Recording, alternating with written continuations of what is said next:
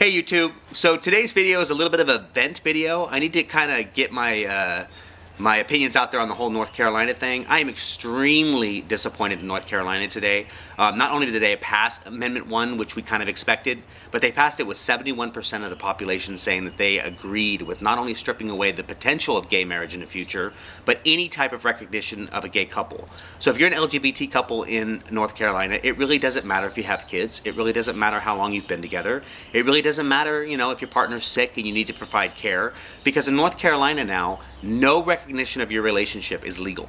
That means you can't have domestic partnerships. It means that anytime you go to the hospital, you're going to have to fight to see your loved one. It means if you have kids together, that the schools will not be able to recognize you as a family. It's truly disgusting. Only 3 counties defeated Amendment 1 in North Carolina. It gives you a really good indication of the populace of that state.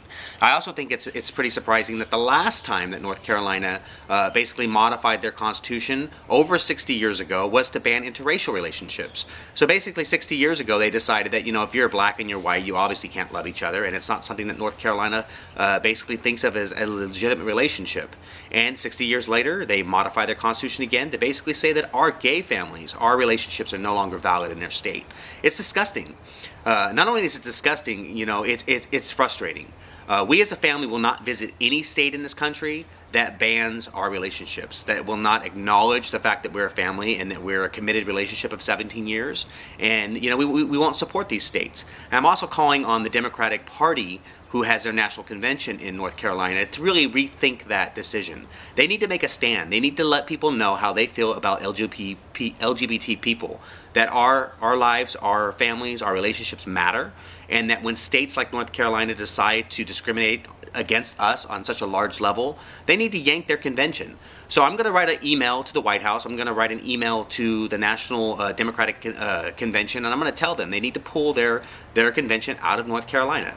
I will not be watching it. I will not be supporting it, and I will not be giving money to the Democratic Party if they continue to hold their convention in North Carolina. So it kind of brings me to my last point, and a good friend of mine, Jason at Cool Like That Asian, made a video about North Carolina, and he made a statement that really bugged me. Now, don't get me wrong. I love Jason. I love Cool Like Asian. I mean, they're the sweetest guys on the planet. I adore them.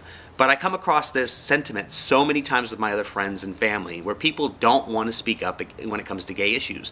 They don't want to take a stand. They don't want to say enough's enough. So take a look at his real quick statement. I don't like to talk about these controversial issues, which is very controversial. But I have friends and friends that live in North Carolina, and I stand with you guys. And I feel for you guys that you guys have to live in a state that will treat you guys as second-class citizens. I love you, Jason. And I'm a huge fan of your channel, but that's the mentality that why we're losing these fights. So many LGBT people and so many of our allies are scared to talk up. They're scared to let people know what it means to be LGBT. They're scared to let people understand that our relationships are more than just sex, that they need protections and they need to be acknowledged under the law. So one of the reasons why we do our videos here on YouTube, it was a response to Prop 8. We were attacked here in California, and my family was attacked in the media, it was attacked in the press, and it was attacked by people telling us that our families were not as good as theirs. And that's why we started our YouTube channel. So it's important that we as a community use our voices. We put these images out there and we talk to people. We've got to start turning the tide on these amendments. I personally don't believe that anybody should have the right to vote on another minority's rights.